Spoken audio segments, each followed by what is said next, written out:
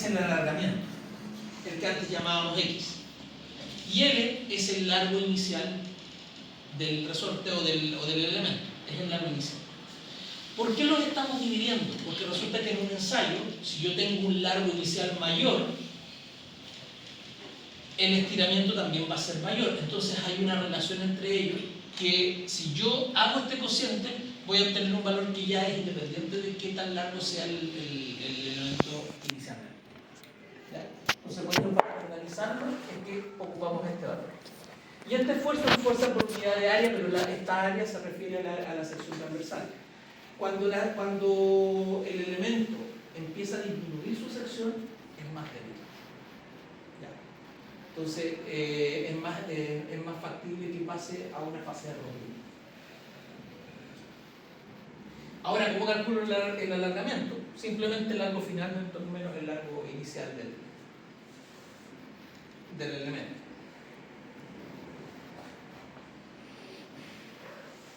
Y acá esto es un juego más matemático, pero se puede despejar el épsilon como el sigma dividido por el módulo de Young, que es como reordenar esto. Pero el sigma es la fuerza partido por el área, entonces nos queda que el épsilon también es la fuerza partido por el área por el módulo de Young, partido por el módulo de Young, o que el épsilon viene siendo la fuerza partido por el área por el módulo de Young. Eso es más que nada un juego matemático. Más que la cosa.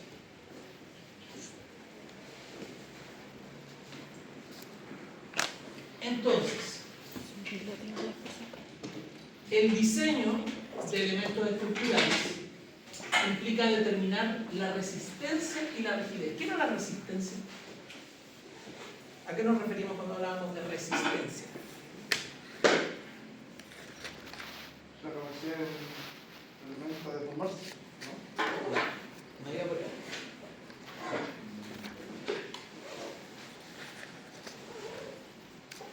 ¿Qué era la resistencia?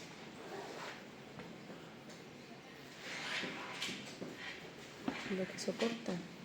¿Soporta qué cosa? La fuerza que soporta. La resistencia es la capacidad para resistir cargas.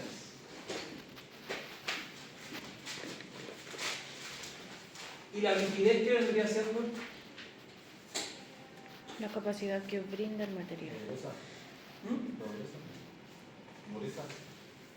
No por ahí.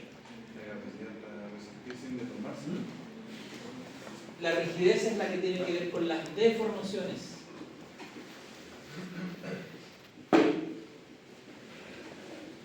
Un material resistente es un material que es capaz de soportar mucha carga sin romperse. Un material rígido es un material que es capaz de soportar mucha carga sin deformarse. ¿Ya? La rigidez siempre tiene que ver con las deformaciones y la resistencia tiene que ver con las cargas. El diseño entonces de elementos estructurales implica determinar la resistencia y la rigidez del material estructural. Estas propiedades se pueden relacionar si se evalúa una barra sometida a una fuerza axial. ¿Qué es lo que es una fuerza axial? Pero esa, ¿o no? La que va a través del elemento por su eje. Ya. Si yo tengo un elemento esbelto, Pues, una barra como esta, por ejemplo, esa esa barra tiene un eje central. ¿Ya? Tiene un centro. Cuando la línea de acción de la fuerza coincide con este eje central, ya puede ser en tracción, como lo que vemos acá, o también podría ser en compresión. Nos estamos refiriendo a que es una fuerza axial, porque va a través de él. Ya. Entonces, decimos que para poder evaluar la resistencia y rigidez, se puede seleccionar si se evalúa una barra sometida a una fuerza axial. Tenemos una barra, el ensayo consiste en tomar una barra y evaluarla a un esfuerzo axial. Generalmente cuando es, por ejemplo, acero, se evalúa la tracción. ¿Ya? Entonces se toma y se tira al máximo posible. Un esfuerzo axial. Para la cual se registra simultáneamente la fuerza aplicada y el alargamiento producido. ¿Ya? Esto se registra por distintos instrumentos, se va viendo cuál es la deformación, muchas veces deformaciones que son imperceptibles a nuestros ojos. Nosotros vemos la barra y vemos que la barra está igual, no le pasa nada. Pero el instrumento va dándose cuenta que la barra se va estirando cada vez, que hay una deformación, que va disminuyendo su sección. Se puede observar eso. Y eso de acuerdo a la carga que se le está aplicando. ¿Ya? Estos valores permiten determinar el esfuerzo y la deformación, y al graficar originan el denominado, y aquí excesivamente creativo el nombre, diagrama de esfuerzo y deformación. Es lo que dice, no es más que eso. Y vamos a analizar el diagrama de esfuerzo y deformación aquí, es importante. Los diagramas son similares si se trata del mismo material. Ya, si ustedes ven todos los diagramas del acero, podrán cambiar del acero que sea. Podrá cambiar a lo mejor algunos valores, algunos rangos, será un acero distinto, pero la estructura del gráfico es la misma, siempre. ¿Ya? Y de manera general permite agrupar los materiales dentro de dos categorías con propiedades afines que se denominan materiales dúctiles y materiales frágiles. ¿Qué será un material dúctil?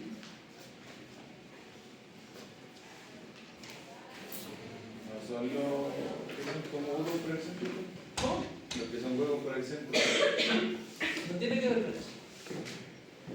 Fíjense que hemos estado hablando todo el rato de la relación que hay entre el esfuerzo y la deformación. ¿Qué será un material dúctil? Uno que, ¿Ah? Ya, pero que se puede deformar pero vuelve a su... ese es un material elástico, Okay. un material dúctil. Se puede. ¿Qué será un material dúctil? Me noticia lo que es Fuerte, bueno. moldeable, blando, maleable y deformable. Sí. Profe, según internet, dice que es moldeable, No es la acepción que necesitamos ahora. blando, maleable. Está y correcto de deformable. acuerdo a la RAE, pero no es el... Flexible. Tiene que ver con eso. Deformable. Oye, ustedes les muestran el tráiler de la película y no se dan cuenta de qué se trata, aunque les den el medio spoiler. Son capaces de ¿Qué dice aquí? Los diagramas de materiales dúctiles se caracterizan por ser capaces de resistir grandes deformaciones antes de la rotura. Eso es. Estaba ahí. ¿Ya? Eso es. Un material dúctil soporta, aguanta, se deforma, harto antes de romperse. Eso es un material dúctil. Mientras que los materiales frágiles presentan un alargamiento bajo para cuando llegan al punto de ruptura. Un material frágil perfectamente puede ser un material resistente. El hormigón es un material frágil. Un No. vidrio templado. ¿Ah? Un vidrio templado, ¿cuál se deforma? ¿Cómo? Un vidrio templado, uno igual se deforma, pero hay un punto Pero de es poco. Es poco. En general el vidrio se deforma poco para cuando se hace en comparación con generalmente va a llegar a la rotura más luego. Características de los vidrios en general. El vidrio es un material poco resistente y además frágil. No es lo mismo poco resistente que frágil. Poco resistente es un material que soporta poca carga y se rompe. Un material frágil es un material que no aguanta mucha deformación y se rompe. El hormigón es un material frágil, pero muy resistente. Resiste mucha fuerza, pero no se deforma. Se deforma muy poco. Y antes de seguir deformándose, prefiere romperse. El hormigón funciona así. Versus el acero, que el acero sí soporta deformaciones mayores. Por eso se llevan tan bien y trabajan tan bien juntos. Profe, el cobre. Ah, El cobre. el cobre también es bastante duro. Sí. La madera, todo.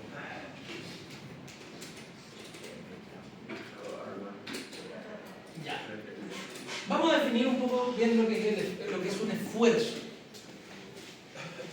Porque hemos hablado de cargas, de fuerzas, de esfuerzos. No son exactamente lo mismo, pero tienen una relación similar. O sea, andan por ahí, pero no son exactamente lo mismo. Las fuerzas internas de un elemento, están ubicadas dentro del material, por lo que se distribuyen en toda el área. Justamente se denomina esfuerzo a la fuerza por unidad de área, ¿ya? Por eso es importante la sección del material que estamos ensayando. Si yo disminuyo la sección, disminuye el esfuerzo, ¿ya? Entonces, por eso es importante el tema de la unidad de área. Por eso, bueno, esto se denota con la letra griega sigma. Por eso es que la unidad de medida de esto son generalmente, deberían ser pascales. Pascales, megapascales, gigapascales, pero derivados del pascal. Porque el pascal es un newton partido por un metro cuadrado. Fuerza por unidad de área.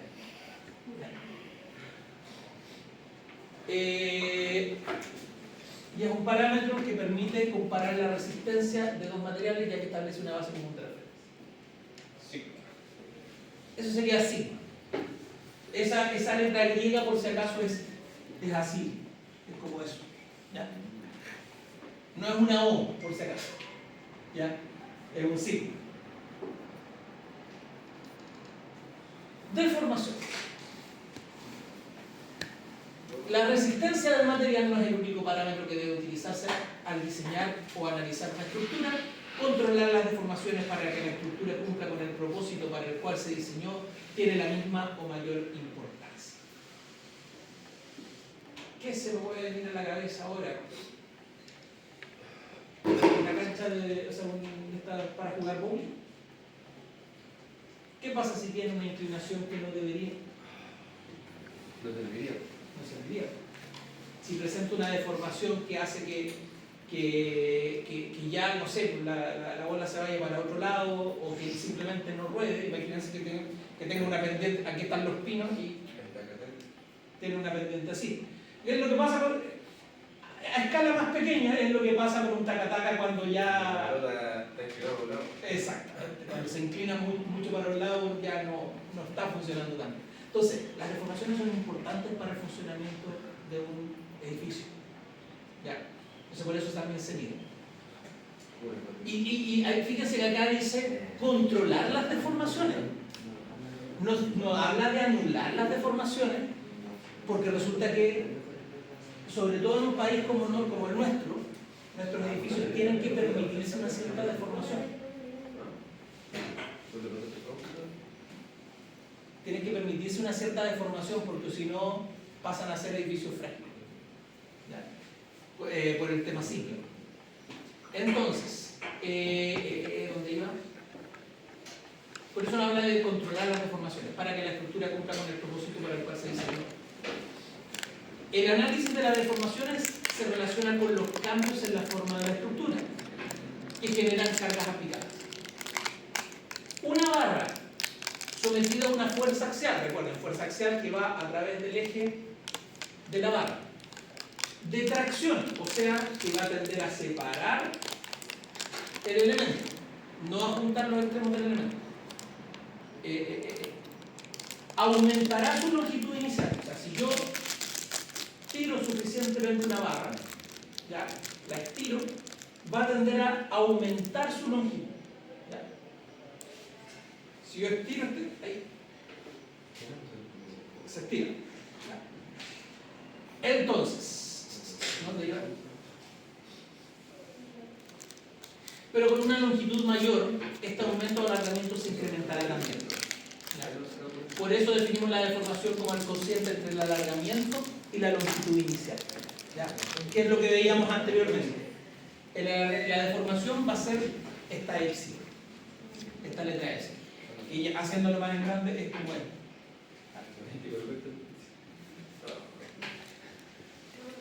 Entonces, conociendo el esfuerzo, que era la letra sigma, ¿ya? Y por otro lado la deformación, que era la letra epsilon, yo puedo hacer un gráfico. Y para el acero, el gráfico sería más o menos así.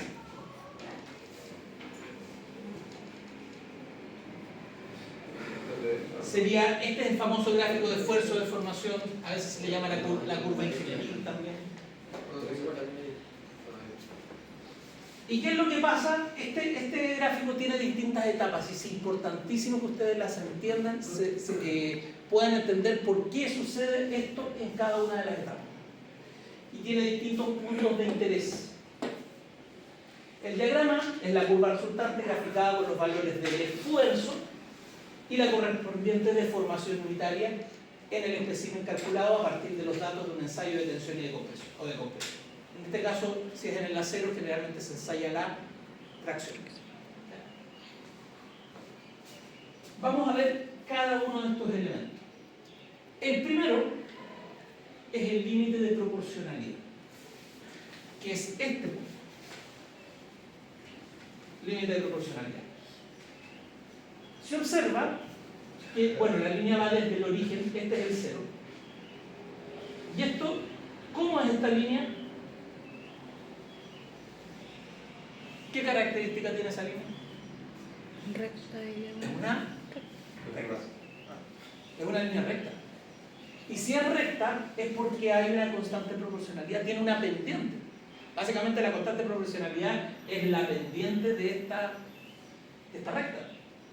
En esta parte se comporta de manera proporcional la deformación con el esfuerzo. Mientras más carga le aplico, se deforma en igual proporción. Y por eso a este punto se le llama límite de proporcionalidad, porque hasta ahí, hasta ese punto, se comporta de manera proporcional. Entonces leamos, se observa que va desde el origen hasta el punto llamado límite de proporcionalidad, es un segmento de recta, de donde se deduce la tan conocida relación de proporcionalidad entre la tensión y la deformación enunciada en el año 1678 por Robert Hooke. O sea, aquí, en esta parte, funciona la ley de Hooke, la que acabamos de ver. ¿Ya? Solo aquí, de aquí para adelante ya no es válido, pero hasta aquí sí es válido.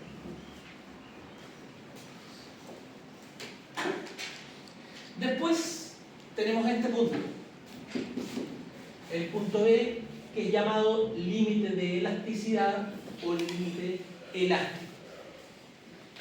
Nosotros hablamos de que no existían cuerpos elásticos, sino que los cuerpos son elásticos hasta un cierto límite. Bueno, este es el límite.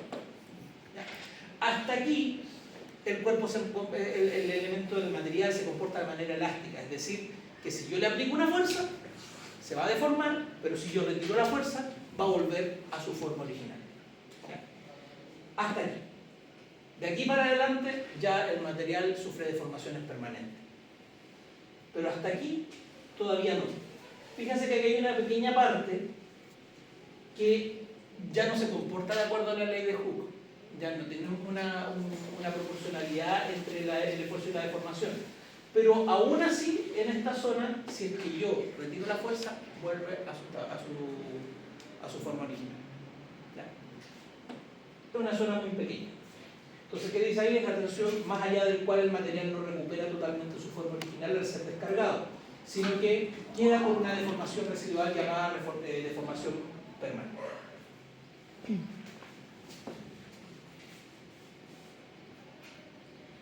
Luego tenemos el punto de fluencia, el punto C, que está ahí.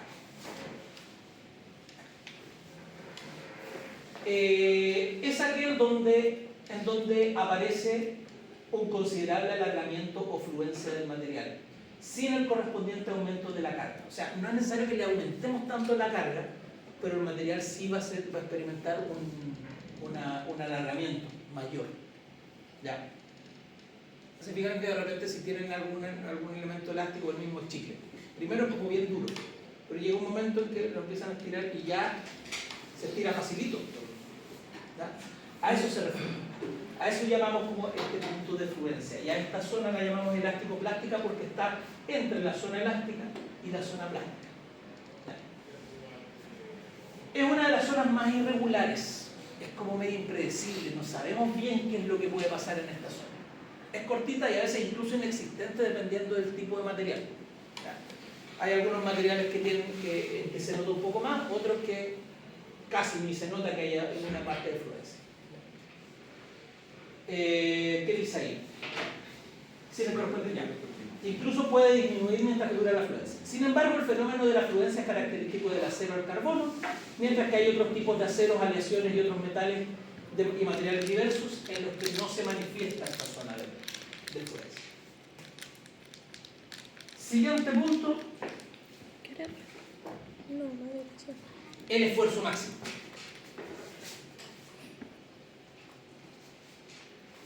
Este es el esfuerzo máximo que va a resistir nuestra probeta al ensayar. Esto es lo máximo que va a resistir. Pero curiosamente no es el punto donde se rompe.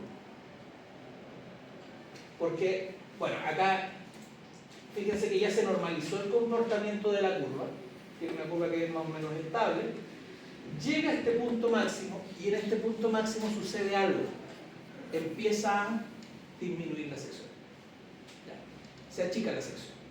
Y cuando se achica la sección, no es que disminuya la fuerza, es que como disminuye la sección, el esfuerzo baja por eso, por la disminución de la sección. Entonces, por eso es que después de esta zona del esfuerzo máximo, hay una caída en el esfuerzo. Esa caída no es porque le hemos quitado fuerza, sino porque la sección ha disminuido. Hasta llegar a un punto en que tenemos nuestro esfuerzo de rotura. En este punto ya se rompió la rueda. Hasta aquí. Esto parece como la curva de la vida del ser humano. Al principio está todo controlado. Después el niño empieza a tener un poco más de independencia. Viene la adolescencia donde pasan cosas impredecibles. De ahí se regula un poco la cosa, la persona alcanza su pic a una cierta madurez. Después empieza a decaer y muy parecido.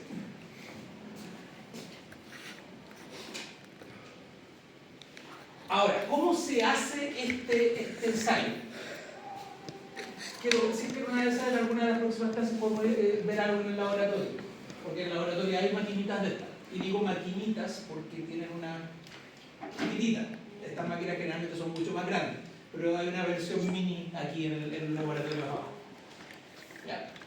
Y se realizan ensayos de compresión y reacción utilizando esta que se llama máquina universal de ensayo. ¿Y por qué se llama máquina universal? Porque puede hacer de distintos tipos de ensayos, no solamente estirar una probeta, sino que se pueden hacer ensayos de compresión, de flexión-reacción, de un montón de cosas, dependiendo de cómo se dispongan las probetas. ¿Ya? Para hormigón, para acero, para distintos materiales, para madera, todo. Y básicamente lo que controla es el esfuerzo y se va midiendo cuánto esfuerzo uno da a la misión. Se preparan distintas probetas con distintas características, sobre todo variando la edad y composición. En el acero a lo mejor no es tanto lo que importa la edad, sino que el cuidado que se le ha dado al acero. Pero en el hormigón la edad es súper importante.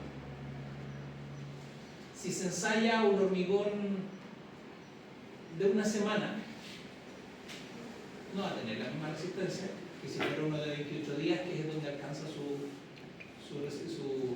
máxima resistencia, pero tampoco va a ser lo mismo que si tenemos un hormigón de un año, de 10 años, donde ha habido un poco de pérdida de humedad, bueno, dependiendo del clima que hay, pero igual, se comporta de manera distinta el hormigón con la edad.